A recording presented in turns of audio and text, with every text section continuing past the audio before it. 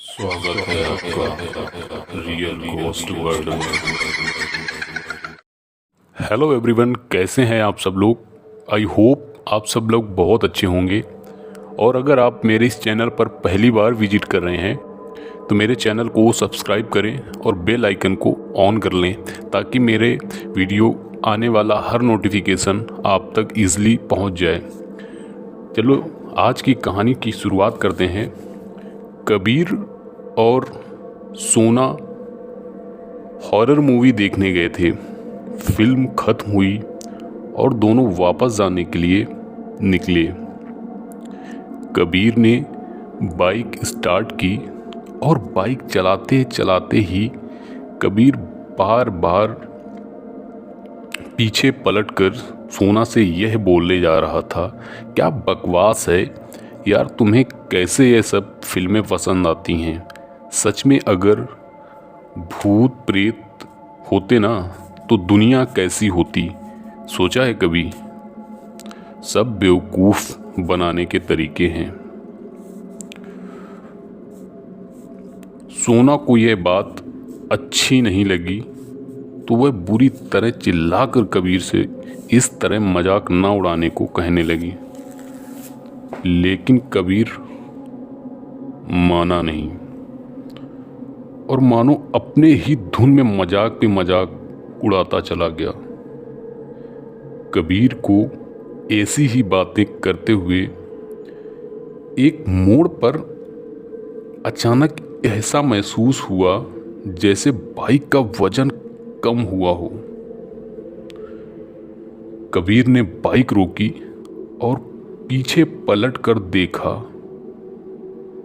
तो एक पल के लिए उसे ऐसा लगा जैसे पूरी दुनिया की बिजली उसके बदन में दौड़ा दी गई हो। कबीर के बाइक में पीछे सोना नहीं थी। दोनों लिव इन रिलेशन में थे और उसको एक खरोच भी आती तो क्या क्या होता, यह सोचने में ज़्यादा मेहनत नहीं करनी पड़ी कबीर को। वह उतरकर थोड़ा पीछे गया और देखने लगा सोना आखिर गई तो गई कहाँ। जब उसने अपने कानों में एक आवाज़ सुनी।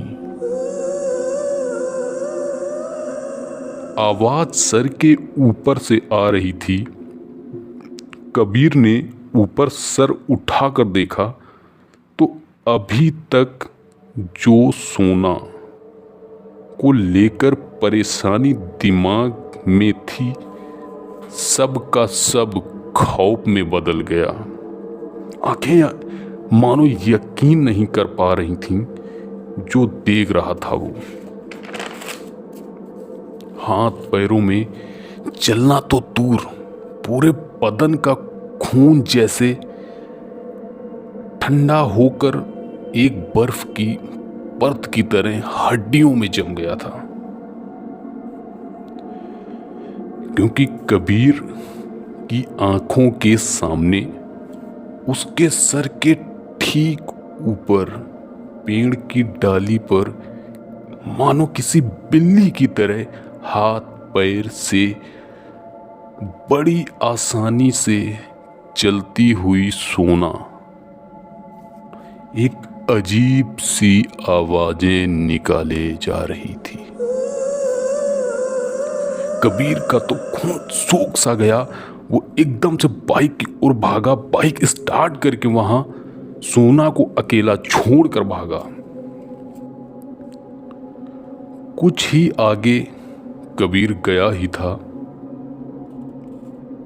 तब बाइक पर कुछ भारी भरकम सा सामान आकर गिरा और बाइक थोड़ा सा फिसल गई और आगे जाकर रुकी। कुछ देर तक कबीर बेहोश पड़ा रहा और जब होश आया तो उसने देखा कि बाइक डिवाइडर तोड़ते हुए निकल गई थी और सोना वहीं पास में पड़ी हुई थी। कबीर ने सोना को बेहोशी से जगाने की कोशिश की तो सोना के एक दो बार फिर कराहने की ही आवाज आई। तभी उसने अचानक देखा एक माल ढोने वाला टेम्पो दूर से आता दिखाई दे रहा था। सोनम को गोद में उठाए वो उसी टेम्पो की तरफ भागा। उसने हाथ दिखा दिखा करके टेम्पो को रुकवाई और सोनम फोना को लेकर उसमें बैठा। तब कहीं उसे राहत की एक सांस आई। टेम्पो धीरे धीरे चल ही रहा था जब अचानक टेम्पो के पीछे एक आवाज आनी शुरू हुई। कबीर ने टेम्पो वाले से पूछा कि ये आवाज कैसी आ रही है। तो वो टेम्पो वाला टेम्पो को रोक कर थोड़ा चिढ़कर बोला, अरे मेरी बीवी है साहब, परेशान कर रखा है। 2 साल पहले खुद मर गई और 2 महीने पहले मुझे भी मार दिया, लेकिन उस चुड़ैल को मरने के बाद भी मानो शांति नहीं मिली उसको। उस टेम्पो वाले की बात खत्म ही हुई थी कि उसने सोना को गोद में लेकर चलती टेम्पो से छलांग लगा दी और वह टेम्पो वाला मुस्कुराता हुआ आगे चला गया।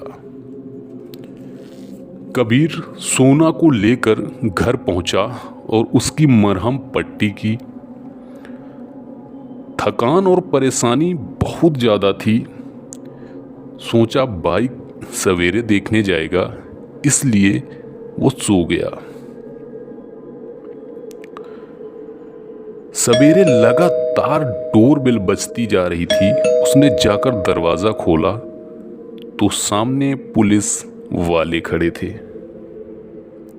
उन्होंने कबीर की बाइक ढूंढी थी जिसके लिए उसे बुलाने आए थे। कबीर वापस अंदर सोना को बताने गया तो सोना बाथरूम में थी। कबीर बाहर से ही बोला, सोना मैं जरा पुलिस स्टेशन होकर आता हूँ, बाइक मिली है। तो उसको अंदर चलते फावर से ही बोली, ठीक है थोड़ा जल्दी आना। ये आवाज़ सोना की थी। कबीर उन पुलिस वालों के साथ एक्सीडेंट वाली जगह तक गया और वह वहां पहुंचा ही था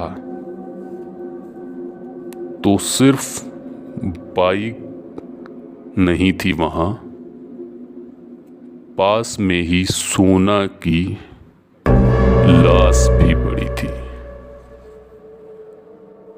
पुलिस ने शक के बिना पर ही कबीर को गिरफ्तार किया। तकरीबन 1 हफ्ते के बाद उसके दोस्त ने जमानत पर कबीर को छुड़वाया। दोनों जब वापस घर की ओर जा रहे थे तो रास्ते में सड़क वही थी जहां एक्सीडेंट में सोना की मौत हुई थी।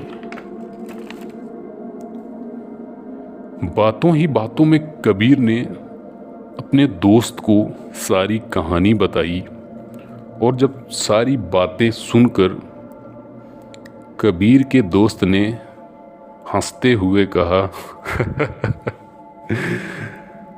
भाई मैं इन सब को ना नहीं मानता यार, चाहे कुछ भी कहे ले, लेकिन मैं बेवकूफ़ मत बना। मुझे नहीं जानना यार क्या हुआ था उस रात। जब मन करे ना तब बता देना तसल्ली से, लेकिन इस तरह यार झूठ मूठ की कहानी मत सुना भाई। कबीर ने यह सुनते ही उससे कहा, भाई यही गलती मैंने की थी, मैंने भी की थी, मत बोले साहब, उस रात मेरे साथ सब कुछ बर्बाद हो गया था। कबीर का दोस्त इस बात पर और तेजी से हंसा और बाइक चलाता ही जा रहा था। तो वहां अचानक कबीर पीछे से टेम्पो को आता देखकर डर के मारे कुछ बोलने की कोशिश करता रहा, पर कुछ नहीं बोल पाया। लेकिन खौफ का खेल तो अभी शुरू हुआ था। हाईवे पर चलती बाइक पे अब हर गुजरते मील के पत्थर के किलोमीटर पर मुस्कुराती हुई सोना दिख रही थी, और आखिरी मील के पत्थर पर सोना आगे ना जाने का इशारा भी कर रही थी। कबीर ने अपनी पूरी हिम्मत जुटाई और अपने दोस्त से कुछ कहा, भाई बाइक रोक, भाई बाइक रोक यार, बाइक रोक भाई, यहीं बाइक रोक। कबीर के दोस्त ने बाइक रोकी और दोनों उतरे, और कबीर का दोस्त एक अजीब सी आवाज में बोला, क्या हुआ कबीर, डर गया ना? मना किया था उस रात मजाक ना उड़ाने को, तुम्हारे कारण हमारी मौत हो गई। उसने इतना ही कहा था कि कबीर घबरा कर गिर गया। कबीर का दोस्त भी समझ गया था कुछ तो गड़बड़ हुई है। तुरंत उसने बाइक स्टार्ट की और वहां से भाग निकला। इतनी देर में कबीर ने खुद को संभाला। उसका दोस्त बाइक को चौथे गियर में दबाते हुए बहुत दूर जा चुका था। कबीर ने भी इधर उधर वहां से देखा और तुरंत दौड़ लगा दी। दौड़ते दौड़ते कबीर काफी आगे निकल आया। हाँफते हाँफते ही एक मोड़ पर आगे बढ़ा तो देखा एक ट्रक आगे खड़ा था।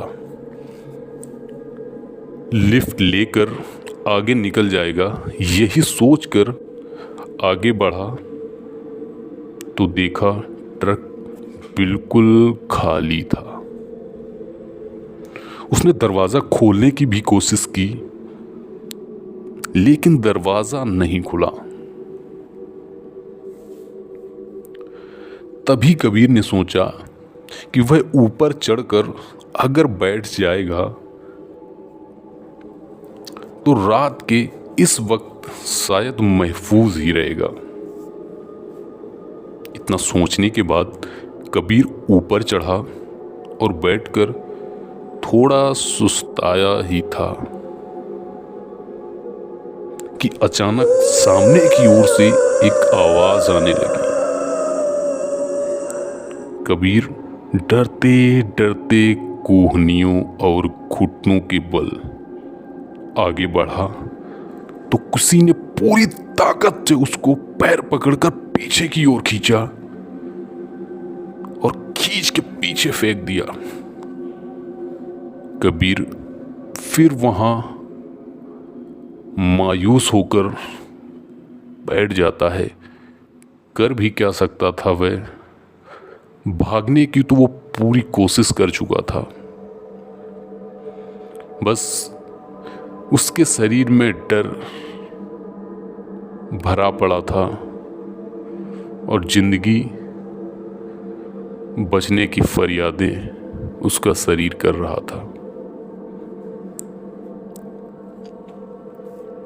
कबीर ने एक बार फिर से धीरे धीरे एक तरफ बढ़ना शुरू किया, लेकिन इस बार वो आवाज आ रही थी उसके अपोजिट साइड में चलना शुरू किया कि तभी अचानक फिर से मानो ट्रक की छत से कोई ऊपर कूदा और फिर उसके पैर को पकड़ के जोर से पीछे पटक दिया। कबीर यह सब देख के पसीना पसीना हो रहा था और बहुत बुरी तरह घबरा रहा था। कबीर तुरंत उस ट्रक के छत से नीचे कूदा और उसने पाया कि ट्रक का दरवाजा खुला हुआ था। जैसे ही वो ट्रक में चढ़ने की कोशिश करता है कि अचानक उसे एक आवाज आती है और उसने ऊपर की तरफ सर उठाकर देखा तो पेड़ की एक डाली पर सोना उसी बिल्ली की तरह आगे बढ़ रही थी और कुछ देर बाद वो पैर लटकाकर नीचे बैठ गई। इतना सब देख के कबीर एक झटके से ट्रक में चढ़ा और ट्रक में चाबी लगी हुई थी, चाबी लगाकर वो आगे की तरफ बढ़ निकला। उस अंधेरी रात में ट्रक का सिर्फ हेडलाइट ही जलाकर वो आगे बढ़ा कि कुछ दूर वो बढ़ा ही था कि अचानक हेडलाइट एक बंद हो जाती है। कुछ दूर आगे और चलने के बाद एक हेडलाइट फिर से बंद होती है और अचानक कुछ दूरी चलने के बाद एक आवाज आती है और उस ट्रक का एक्सीडेंट हो जाता है। और थोड़ी ही देर बाद कबीर ने जब आंखें उठाकर देखा तो उसके ट्रक के शीशे के पास बोनट में एक गंदा लिपटा मिट्टी से भरा हुआ कुचला चेहरा उसकी बोनट में आकर गिरा। कबीर यह देख के जोर से चिल्लाया और ट्रक से कूदकर वो बाहर की तरफ भागा। अपनी वो इस बदनसीबी को कोसे ही जा रहा था कि तभी उसको पुलिस की एक वैन आती हुई दिखाई दी। उसकी मुसीबत और ज़्यादा बढ़ गई थी। पुलिस ने उसको देखा, पास में एक्सीडेंट ट्रक और वो ट्रक के बोनट में वो एक्सीडेंट कुचला हुआ चेहरा। पुलिस ने देखा और उठाकर कबीर को पुलिस वैन में डाला। कुछ दूर चलने के बाद अचानक कबीर को गाड़ी रुकी और ऐसा महसूस हुआ जैसे कोई वैन का ताला पीछे से खोल रहा है। इतना देखने के बाद कबीर फिर से घबरा जाता है कि ऐसा ना हो कि उतार कर यहीं उसकी गोली मारकर हत्या कर दी जाए। वो आगे बैठे ड्राइवर की उस छोटी सी खिड़की से दरवाज़ा भड़बड़ाने लगता है और अचानक तभी वो देखता है कि उसकी छत पे वैन की मानो कुछ तेज़ी के साथ गिरा और गिरने के बाद अचानक मानो जैसे कबीर बेहोशी से जागा और बेहोशी से जागा तो जैसे वो सपना देख रहा था उसी ट्रक में था। उसने फिर से ट्रक स्टार्ट किया और तेजी के साथ आगे बढ़ा कि तभी उसकी नज़र उस ट्रक के मिरर पर जाती है। तो अचानक से उस मिरर पर उसी सोना का चेहरा दिखाई दे रहा था और वो अलविदा कहने के लिए हाथ हिला रही थी। इतना देखने के बाद कबीर तेजी के साथ आगे बढ़ता है और ब्रेक लगाने की ही कोशिश करता है, लेकिन ट्रक में ब्रेक नहीं लगती है और अचानक एक जोरदार आवाज़ आती है और एक्सीडेंट हो जाता है और कबीर की वहाँ पे मौत हो जाती है। इसीलिए कहते हैं कभी किसी भी चीज़ का मजाक नहीं आना चाहिए। ये थी हमारी आज की कहानी कैसी लगी ये कमेंट बॉक्स में ज़रूर बताएं और हमारे इस चैनल को आप सब्सक्राइब ज़रूर करें। अगर आपको कहानियाँ सुनना पसंद है तो रोज़ हमारे इस चैनल पे रात 9 बजे ज़रूर आकर विज़िट करें और कहानियों का आनंद लें। नमस्कार।